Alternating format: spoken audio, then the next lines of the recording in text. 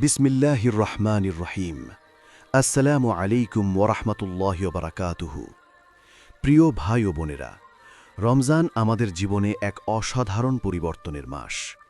এই মাসে আমরা নিজেদেরকে গুনাহ থেকে দূরে রাখার চেষ্টা করি, বেশি বেশি নামাজ পড়ি, কোরআন তিলাওয়াত করি, দান সদকা করি এবং আল্লাহর নৈকট্য অর্জনের জন্য আন্তরিকভাবে চেষ্টা করি।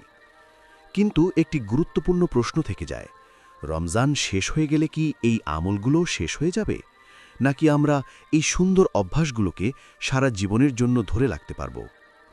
আজকের এই আলোচনায় আমরা জানব কিভাবে রমজানের পরেও নেক আমল ধরে রাখা যায়, কোরআন ও সহিহ হাদিসের আলোকে, সহজ ও বাস্তবসম্মত কিছু উপায় সহ। প্রথম অংশ, রমজান কেন আমাদের পরিবর্তন করে?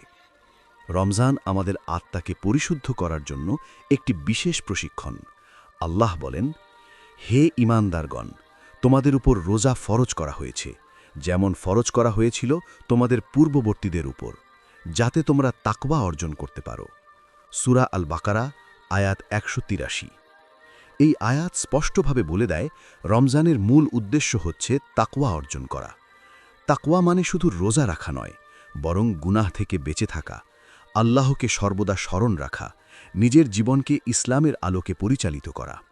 রমজান আমাদের এই গুণগুলো শিখিয়ে দেয়। এখন প্রশ্ন হচ্ছে, এই তাকওয়া কি শুধুই এক মাসের জন্য? দ্বিতীয় অংশ, রমজানের পর আমল ছেড়ে দেওয়ার বিপদ। রমজানের পর অনেকেই আবার আগের জীবনে ফিরে যায়। এটা খুবই দুঃখজনক একটি বিষয়।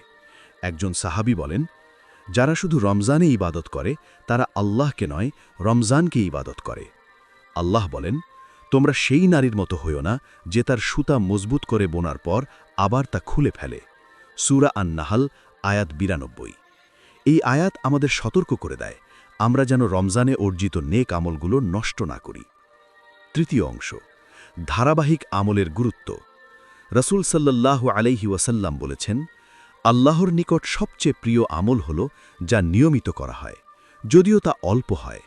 সহিহ বুখারী হাদিস নম্বর ৬৪৬৪, সহিহ মুসলিম হাদিস নম্বর ৭৮২।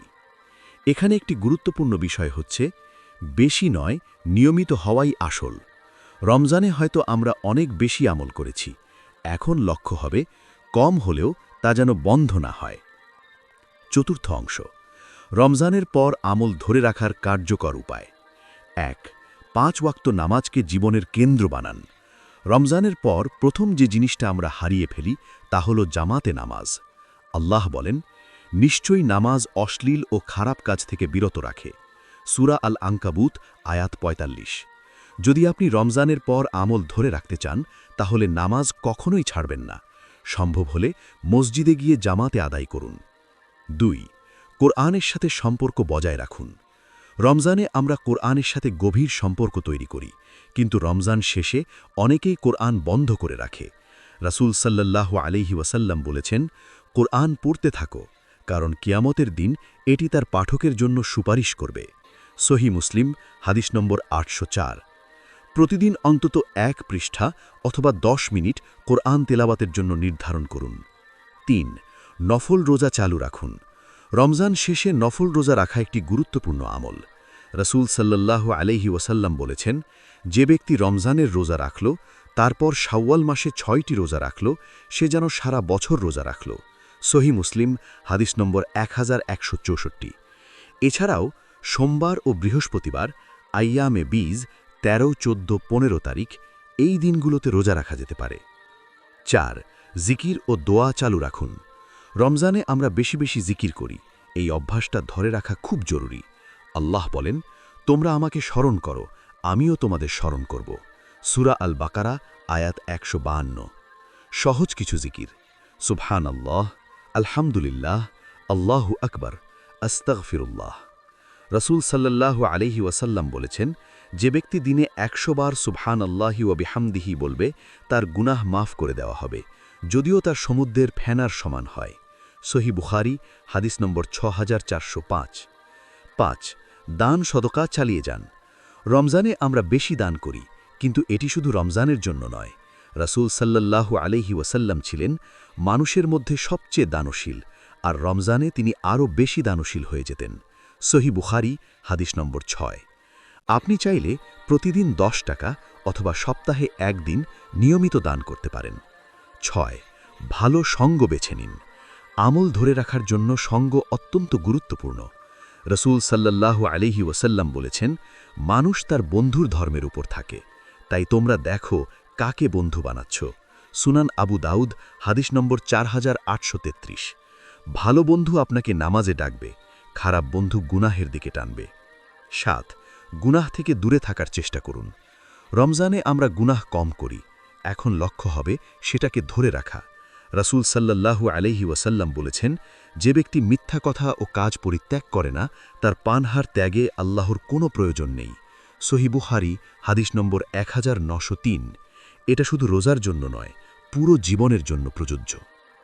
পঞ্চম অংশ, নিয়মিত আমলের জন্য বাস্তব পরিকল্পনা। আপনি যদি সত্যিই আমল ধরে রাখতে চান, তাহলে একটি ছোট্ট প্ল্যান করুন। দৈনিক 5 ওয়াক্ত নামাজ, 1 পৃষ্ঠা কোরআন, 10 মিনিট জিকির। সাপ্তাহিক 1 দিন নফল রোজা, কিছু দান। মাসিক নিজের আমল রিভিউ করুন। ষষ্ঠ অংশ, নিয়ত ঠিক রাখার গুরুত্ব। আমলের সবচেয়ে গুরুত্বপূর্ণ বিষয় হল নিয়ত।